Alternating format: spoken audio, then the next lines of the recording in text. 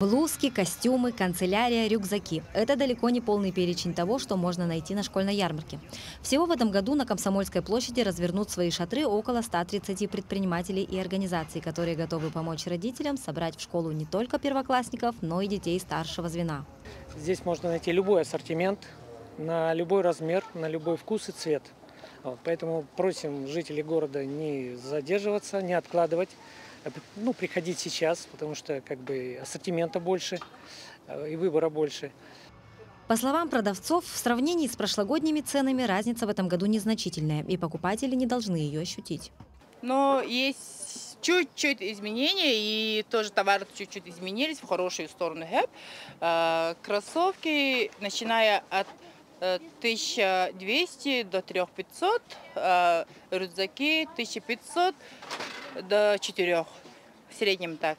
Люди в основном покупают на год, в основном канцелярии, там ручки, это примерно, не считая рюкзаков, 1500 будет. К примеру, собрать вот такой школьный комплект на мальчика обойдется в 3400 рублей, а на старшеклассницу в 2500 рублей. По сравнению с прошлым годом цены в среднем повысились рублей на 100. Школьная ярмарка – это удобный способ для родителей детей всех возрастов закупить все необходимые для школы принадлежности в одном месте. В частности, уже давно стало доброй традицией приезжать сюда из близлежащих улусов. Школьную форму обычно каждый год отсюда покупаю, уже 3-й год. И цены почти что не меняются. И хорошо, что у них есть скидки социальные для многодетных 20%.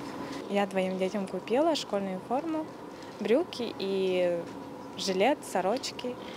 Кроме покупки необходимых школьных принадлежностей, на ярмарке можно принять участие в различных розыгрышах и акциях. В их числе и традиционные благотворительные акции «Собери ребенка в школу» и «Домик добра», в которых каждый желающий может передать школьникам из многодетных семей необходимые для учебы принадлежности. Школьный базар будет работать до 4 сентября ежедневно с 10 до 19:00. Мария Кардашевская, Даяна Федорова, Иван Сорокаумов, Якутск.